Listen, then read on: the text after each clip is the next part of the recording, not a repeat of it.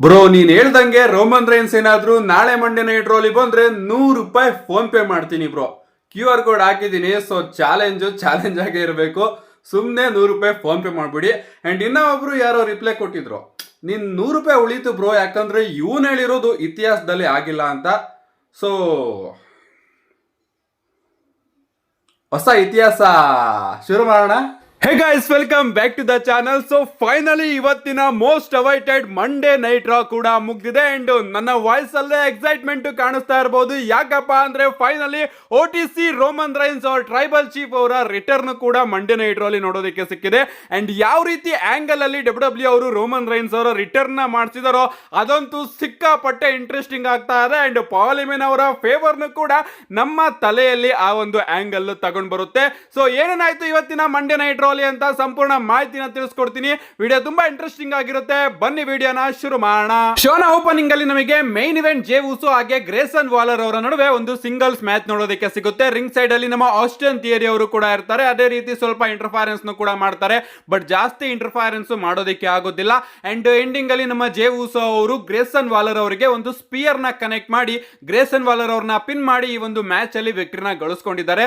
ಒಂದು ಖುಷಿ ವಿಚಾರ ಏನಪ್ಪಾ ಅಂದ್ರೆ ನಮ್ಮ ಜೇ ಉಸೋ ಅವರು ಸ್ಪಿಯರ್ ನೇ ತನ್ನ ಮೇನ್ ಫಿನಿಶರ್ ಆಗಿ ಯೂಸ್ ಮಾಡ್ತಾ ಇದ್ದಾರೆ ಅನ್ಸುತ್ತೆ. ಯಾಕಂದ್ರೆ ಇವತ್ತು ಸ್ಪಿಯರ್ ಹಾಕಿ ಫಿನ್ ಮಾಡಿದ್ದಾರೆ ನಮ್ಮ ಜೇ ಉಸೋ ಅವರು ಗ್ರೇಸನ್ ವಾಲರ್ ಅವ್ರನ್ನ. ಇದಾದ್ಮೇಲೆ ನಮ್ಮ ಆಸ್ಟಿನ್ ಥಿಯರಿ ಅವರು ಬಂದು ಜೇ ಉಸೋ ಅವರ ಮೇಲೆ ಅಟ್ಯಾಕ್ ಮಾಡೋದಕ್ಕೆ ಶುರು ಮಾಡ್ಬಿಡ್ತಾರೆ. ಗ್ರೇಸನ್ ವಾಲರ್ ಹಾಗೆ ಆಸ್ಟಿನ್ ಥಿಯರಿ ಇಬ್ರು ಕೂಡ ಸೇರ್ಕೊಂಡು ಜೇ ಉಸೋ ಅವರ ಮೇಲೆ ಅಟ್ಯಾಕ್ ಮಾಡ್ತಾ ಇರ್ತಾರೆ. ಬಟ್ ನಮ್ಮ ಜೇ ಉಸೋ ಅವರು ಕಮ್ ಬ್ಯಾಕ್ ಮಾಡಿ ಇವರಿಬ್ರು ಮೇಲೂ ಕೂಡ ಬ್ರೂಟಲ್ ಆಗಿ ಅಟ್ಯಾಕ್ ಮಾಡ್ತಾರೆ. ಸಡನ್ ಆಗಿ ಹಿಂದೆಯಿಂದ ನಮ್ಮ ಗಂತರ್ ಅವರು ಬಂದು ಮತ್ತೊಮ್ಮೆ ಜೇ ಉಸೋ ಅವರಿಗೆ ಸ್ಲೀಪರ್ ಹೋಲ್ಡ್ ನ ಕನೆಕ್ಟ್ ಮಾಡ್ತಾರೆ ಅಂತಾನೆ ಹೇಳ್ಬಹುದು. ಸೊ ಮತ್ತೊಮ್ಮೆ ರಿಪೀಟೆಡ್ಲಿ ನಮ್ಮ ಗಂತರ್ ಅವರು ಬಂದು ಸ್ಲೀಪರ್ ಲಾಕ್ ನ ಹಾಕೋದ್ರ ಮುಖಾಂತರ ಜೇ ಉಸೋ ಅವ್ರನ್ನ ಮಲಗಿಸಿದ್ದಾರೆ. ಸೊ ಇದೇ ಆಂಗಲ್ ರಸಲ್ ಮೇನಿಯಾದಲ್ಲೂ ಕೂಡ ರಿಪೀಟ್ ಆಗುತ್ತಾ ಅಥವಾ ನಮ್ಮ ಜೇ ಉಸೋ ಅವರು ಆಡ್ಸ್ ಗಳ ವಿರುದ್ಧ ರಸಲ್ ಮೇನಿಯಾದಲ್ಲಿ ಗಂತರ್ ಅವ್ರನ್ನ ಸೋಲಿಸ್ತಾರ ಅಂತ ನಾವು ಕಾದ್ ನೋಡ್ಬೇಕು. ಆಫ್ ಕೋರ್ಸ್ ಅವರು ಸೋಲಿಸ್ತಾರೆ. ಇದಾದ್ಮೇಲೆ ನಮಗೆ ಲೋಗನ್ ಪಾಲ್ ಅವರ ಎಂಟ್ರಿ ನೋಡೋದಕ್ಕೆ ಸಿಗುತ್ತೆ. ನಮ್ಮ ಲೋಗನ್ ಪಾಲ್ ಅವರು ಬಂದ್ ಕೂಡಲೇ ಇಡೀ ಕ್ರೌಡ್ ಬೂ ಮಾಡೋದಕ್ಕೆ ಶುರು ಮಾಡ್ಬಿಡ್ತಾರೆ. ನಮ್ಮ ಲೋಗನ್ ಪಾಲ್ ಅವರು ಬರ್ತಾನೆ ಫ್ಯಾನ್ಸ್ ನ ಟಿ ಶರ್ಟ್ ನ ಅರ್ಧ ಹಾಕಿ ಬರ್ತಾರೆ ಅಂತಾನೆ ಹೇಳ್ಬಹುದು. ರಿಂಗ್ ಗೆ ಬರ್ತಾರೆ, ಮೈಕ್ ತಗೊಂಡು ಮಾತಾಡೋದಕ್ಕೆ ಶುರು ಮಾಡ್ಬಿಡ್ತಾರೆ. ನನಗೆ ನಿಜವಾಗ್ಲೂ ಕೂಡ ಅರ್ಥ ಆಗ್ತಾ ಇಲ್ಲ ಕೋಡಿ ರೋಡ್ಸ್ ಅವರು ಅದೇಗೆ ರಾಕ್ ಅವರ ಆಫರ್ ನ ರಿಜೆಕ್ಟ್ ಮಾಡಿದ್ರು ಅಂತ.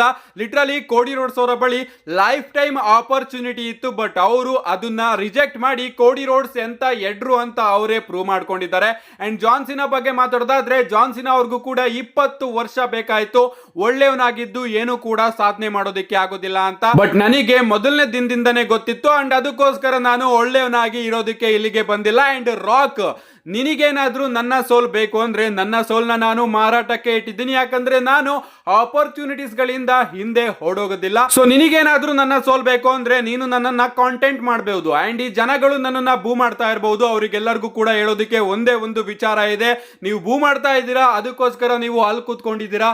ನಾನೀಗ ಸೆಲೆಬ್ರಿಟಿ, ಅದಕ್ಕೋಸ್ಕರ ನಾನು ರಿಂಗ್ ಮೇಲ್ಗಡೆ ಮೆಡಿಸನ್ ಸ್ಕ್ವೇರ್ ಗಾರ್ಡನ್ ನಲ್ಲಿ ಬಂದು ಪರ್ಫಾರ್ಮ್ ಮಾಡ್ತಾ ಇದ್ದೀನಿ ಅಂತ ಮಾತಾಡ್ತಾ ಅಲ್ಲಿ ಒಬ್ಬ ಸೆಲೆಬ್ರಿಟಿ ಬಂದಿರ್ತಾರೆ, ಒಬ್ಬ ಕಾಮಿಡಿಯನ್.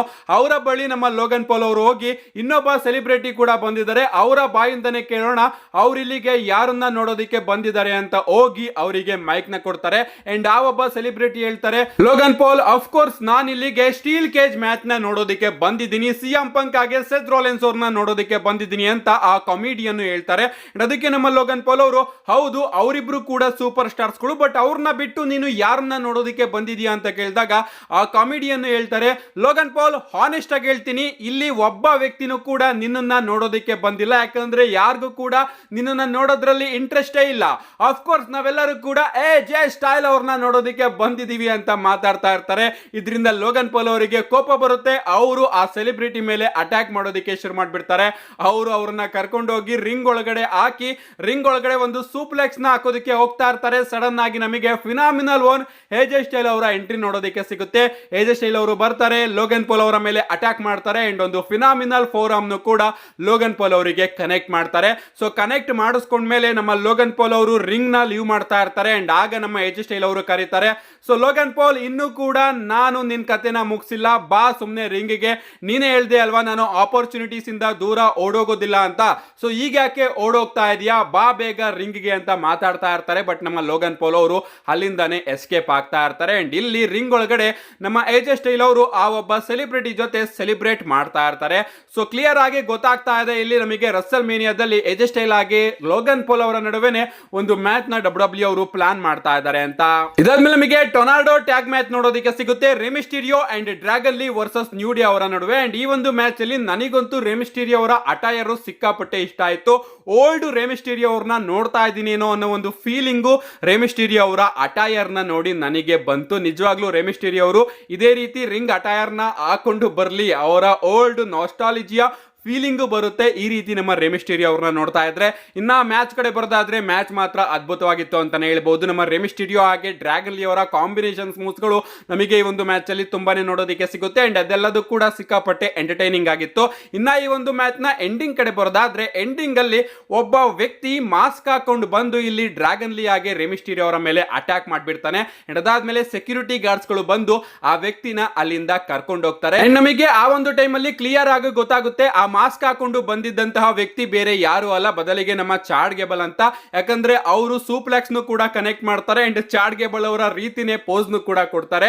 ಅದಾದ್ಮೇಲೆ ಸೆಕ್ಯೂರಿಟಿ ಗಾರ್ಡ್ಸ್ ಗಳೆಲ್ಲ ಬಂದು ಆ ವ್ಯಕ್ತಿನ ಕರ್ಕೊಂಡು ಹೋಗ್ತಾರೆ. ಅಂಡ್ ಇಲ್ಲಿ ನಮ್ಮ ನ್ಯೂ ಡೇ ಅವರು ಆಪರ್ಚುನಿಟಿನ ಯೂಸ್ ಮಾಡಿಕೊಂಡು ರೆಮಿಸ್ಟೀರಿಯೋ ಅವರಿಗೆ ತನ್ನ ಫಿನಿಶರ್ ನ ಕನೆಕ್ಟ್ ಮಾಡಿ ರೆಮಿಸ್ಟೀರಿಯೋ ಅವ್ರನ್ನ ಪಿನ್ ಮಾಡಿ ಈ ಒಂದು ಮ್ಯಾಚ್ ಅಲ್ಲಿ ವಿಕ್ಟರಿನ ಗಳಿಸ್ಕೊಂಡಿದ್ದಾರೆ. ಇದಾದ್ಮೇಲೆ ಬ್ಯಾಕ್ ಸ್ಟೇಜ್ ಅಲ್ಲಿ ಒಂದು ಸೆಗ್ಮೆಂಟ್ ಕೂಡ ನೋಡೋದಕ್ಕೆ ಸಿಗುತ್ತೆ.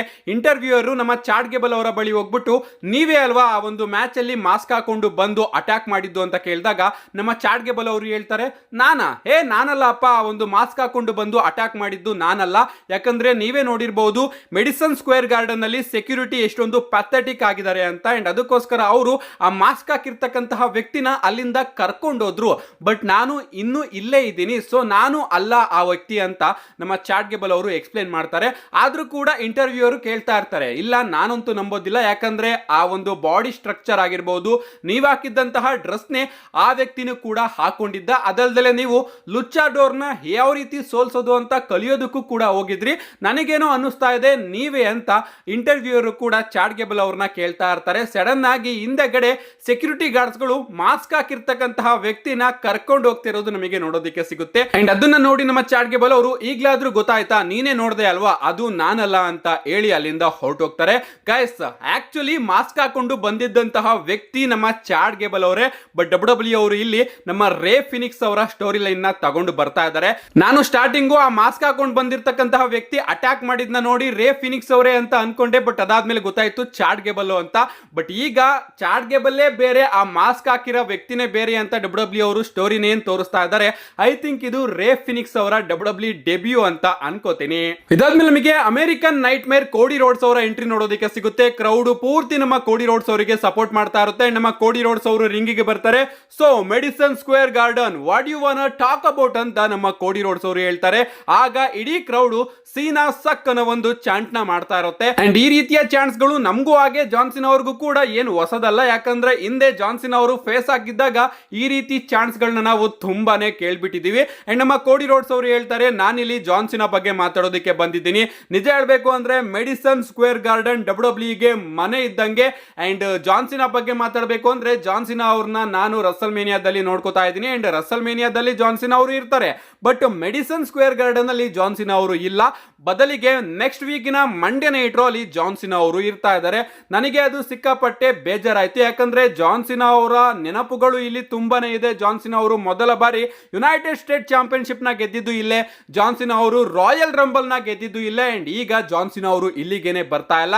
ನನಗೆ ಗೊತ್ತು ಜಾನ್ಸಿನ್ ಅವರು ತುಂಬಾನೇ ಬಿಸಿ ಇದ್ದಾರೆ, ಅದಕ್ಕೋಸ್ಕರ ಅವರು ಪಾರ್ಟ್ ಟೈಮ್ ಶೆಡ್ಯೂಲ್ ಅಲ್ಲಿ ಇದ್ದಾರೆ ಅಂತ. ಅದಕ್ಕೆ ನನಗೆ ಯಾವುದೇ ರೀತಿಯ ತೊಂದರೆ ಇಲ್ಲ. ಯಾಕಂದ್ರೆ ಜಾನ್ಸಿನ್ ಅವರ ಪಾರ್ಟ್ ಟೈಮ್ ಶೆಡ್ಯೂಲ್ ತುಂಬಾ ಜನರ ಫುಲ್ ಟೈಮ್ ಶೆಡ್ಯೂಲ್ ಗಿಂತನೂ ಕೂಡ ತುಂಬಾನೇ ಜಾಸ್ತಿ ಇಂಪ್ಯಾಕ್ಟ್ ನ ಮಾಡುತ್ತೆ.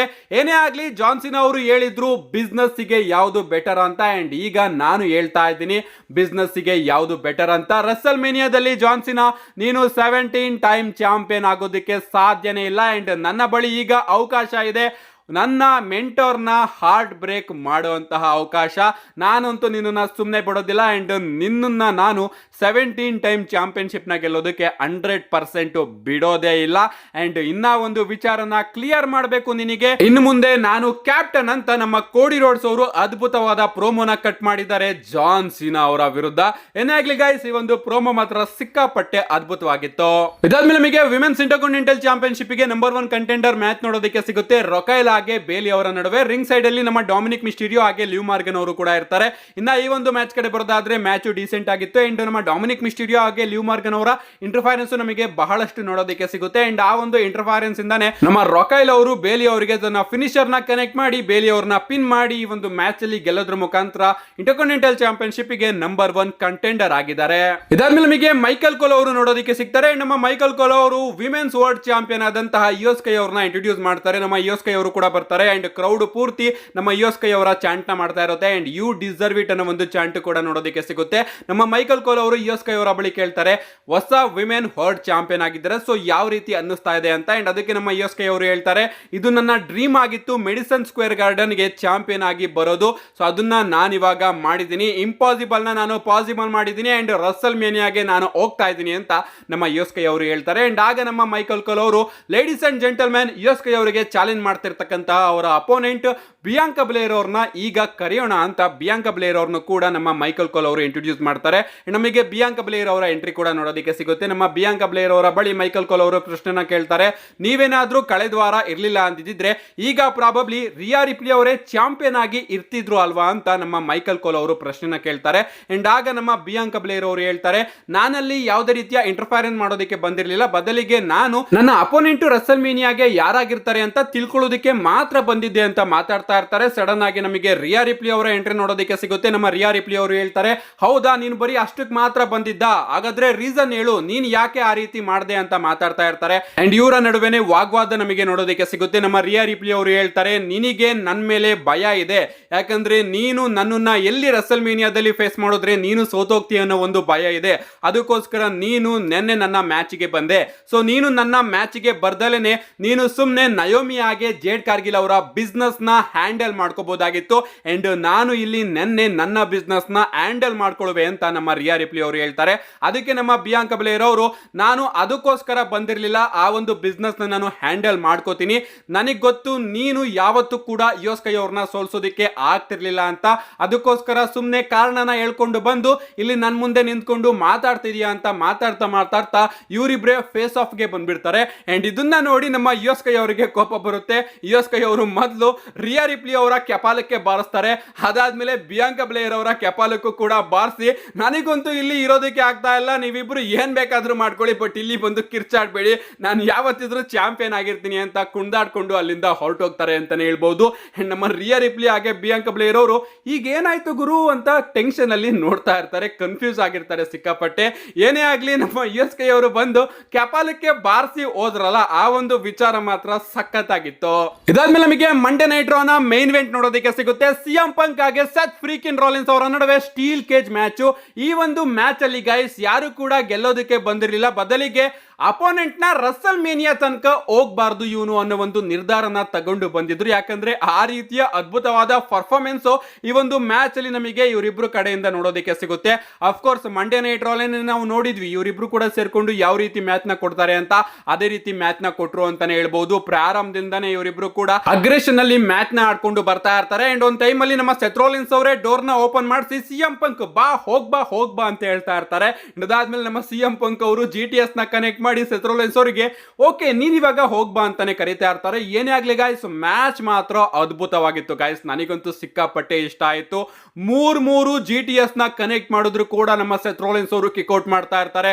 ಸಿಎಂ ಪಂಕ್ ಅವರು ಕರ್ವ್ ಸ್ಟಾಂಪ್ ನ ಕನೆಕ್ಟ್ ಮಾಡಿದ್ರು ಕೂಡ ಸೆತ್ ರಾಲಿನ್ಸ್ ಅವರು ಅದಕ್ಕೂ ಕೂಡ ಕಿಕ್ಔಟ್ ಮಾಡ್ತಾ ಇರ್ತಾರೆ. ಈ ಕಡೆ ನಮ್ಮ ಸಿಎಂ ಪಂಕ್ ಅವರ ಬಗ್ಗೆ ಮಾತಾಡೋದಾದ್ರೆ ಸೆತ್ ರಾಲಿನ್ಸ್ ಅವರು ಕರ್ವ್ ಸ್ಟಾಂಪ್ ನ ಕನೆಕ್ಟ್ ಮಾಡಿದಾಗ ಸಿಎಂ ಪಂಕ್ ಅವರು ಕಿಕ್ಔಟ್ ಮಾಡ್ತಾರೆ.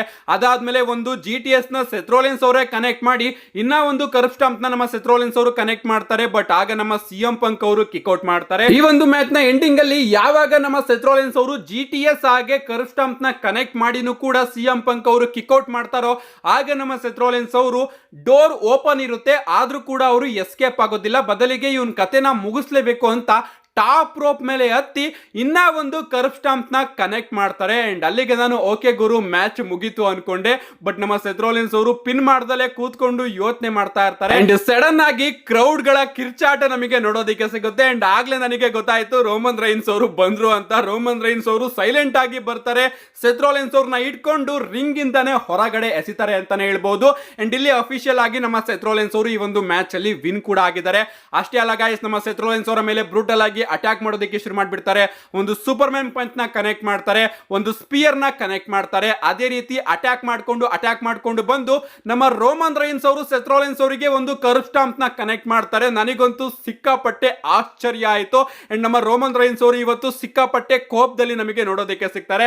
ಲಿಟರಲಿ ಈ ಒಂದು ವಿಚಾರನ ನೋಡೋದಕ್ಕೆ ನಾನಂತೂ ತುಂಬಾ ದಿನದಿಂದ ಕಾಯ್ತಾ ಇದ್ದೆ. ಅಂಡ್ ಆ ಒಂದು ದೃಶ್ಯನ ನಾನಿವತ್ತು ಮಂಡೇ ನೈಟ್ ರಾ ಅಲ್ಲಿ ನೋಡಿದೆ ಅಂತಾನೆ ಹೇಳ್ಬೋದು. ಇಷ್ಟಕ್ಕೆ ನಿಲ್ಲೋದಿಲ್ಲ ರೋಮನ್ ರೈನ್ಸ್ ಅವರು. ಸೆತ್ ರಾಲಿನ್ಸ್ ಅವರು ನನಗೆ ಯಾವ ರೀತಿ ರಾಯಲ್ ರಂಬಲ್ ಅಲ್ಲಿ ಮಾಡಿದ್ನೋ ಅದೇ ಗತಿನ ನಾನು ಈಗ ಮಾಡ್ತೀನಿ ಅಂತ ಸ್ಟೀಲ್ ಸ್ಟೆಪ್ ಮೇಲೆ ಸೆತ್ ರಾಲಿನ್ಸ್ ಅವರ ತಲೆನ ಇಟ್ಟಿ ಅಲ್ಲಿ ಒಂದು ಸ್ಟಾಂಪ್ ನ ಕನೆಕ್ಟ್ ಮಾಡೋದಕ್ಕೆ ಹೋಗ್ತಾ ಇರ್ತಾರೆ. ಸಡನ್ ಆಗಿ ರೆಫ್ರೀಸ್ ಗಳು ಅಫಿಷಿಯಲ್ಸ್ ಗಳು ಬಂದು ಇಲ್ಲಿ ನಮ್ಮ ರೋಮನ್ ರೈನ್ಸ್ ಅವ್ರನ್ನ ಇಟ್ಕೊಬಿಡ್ತಾರೆ. ಅಂಡ್ ಆಗ ರೋಮನ್ ರೈನ್ಸ್ ಅವರು ಓಕೆ ನಾನು ಸಮಾಧಾನ ಆಗ್ತೀನಿ ಅಂತ ರಿಂಗ್ ಕಡೆ ನೋಡ್ತಾರೆ. ರಿಂಗ್ ಒಳಗಡೆ ನಮ್ಮ ಪಾಲಿಮೆನ್ ಅವರು ಸಿಎಂ ಪಂಕ್ ಅವರಿಗೆ ಹೆಲ್ಪ್ ಮಾಡ್ತಾ ಇರ್ತಾರೆ. ಅಂಡ್ ಸಿಎಂ ಪಂಕ್ ಅವ್ರನ್ನ ಹಗ್ ಮಾಡ್ಕೊಂಡಿರ್ತಾರೆ. ಈ ಒಂದು ವಿಚಾರ ನೋಡಿ ರೋಮನ್ ರೈನ್ಸ್ ಅವರು ಸಿಕ್ಕಾಪಟ್ಟೆ ಕನ್ಫ್ಯೂಸ್ ಆಗ್ತಾರೆ. ಪಾಲಿಮೆನ್ ನೀನ್ ಏನ್ ಮಾಡ್ತಾ ಇದೀಯ ಅಂತ ಸೀದಾ ರಿಂಗಿಗೆ ಹೋಗ್ತಾರೆ. ಸಿಎಂ ಪಂಕ್ ಅವರ ಮೇಲೆ ಅಟ್ಯಾಕ್ ಮಾಡಿ ಸಿಎಂ ಪಂಕ್ ಅವ್ರಿಗೂ ಕೂಡ ಒಂದು ಸ್ಪಿಯರ್ ನ ಕನೆಕ್ಟ್ ಮಾಡ್ತಾರೆ ರೋಮನ್ ರೈನ್ಸ್ ಅವರು. ಅಂಡ್ ನಮ್ಮ ಪಾಲಿಮೆನ್ ಅವರು ಸಿಕ್ಕಾಪಟ್ಟೆ ಶಾಕ್ ಆಗಿ ರೋಮನ್ ರೈನ್ಸ್ ಅವರಿಗೆ ಕೈ ಮುಕ್ಕೊಂಡು ನಿಂತ್ಕೋತಾರೆ. ಏನೇ ಆಗ್ಲಿ ಗಾಯ್ಸ್, ಇವತ್ತು ನಮ್ಮ ರೋಮನ್ ರೈನ್ಸ್ ಅವರು ಒಂದು ದೊಡ್ಡ ಸ್ಟೇಟ್ಮೆಂಟ್ ನ ಕೊಟ್ಟಿದ್ದಾರೆ. ಒಂದು ಬಿಗ್ ಟ್ರಿಪಲ್ ಥ್ರೆಡ್ ಮ್ಯಾಚ್ ನಮಗೆ ರಸಲ್ ಮೇನಿಯಾದಲ್ಲಿ ನೋಡೋದಕ್ಕೆ ಸಿಗೋದು 100% ಕ್ಲಿಯರ್ ಆಗಿದೆ. ಅಂಡ್ ಇಲ್ಲಿ ನಮಗೆ ಪಾಲಿಮೆನ್ ಅವರ ಫೇವರ್ ಕೂಡ ನೋಡೋದಕ್ಕೆ ಸಿಗುತ್ತೆ ಅನ್ನೋದನ್ನ WWE ಅವರು ಟೀಸ್ ಮಾಡ್ತಾ ಇದ್ದಾರೆ. ಯಾಕಂದ್ರೆ ಪಾಲಿಮೆನ್ ಅವರು ರಿಂಗ್ ಒಳಗಡೆ ರೋಮನ್ ರೈನ್ಸ್ ಅವ್ರನ್ನ ಬಿಟ್ಟು ಸಿಎಂ ಪಂಕ್ ಅವರಿಗೆ ಹೆಲ್ಪ್ ಮಾಡ್ತಾ ಇರ್ತಾರೆ.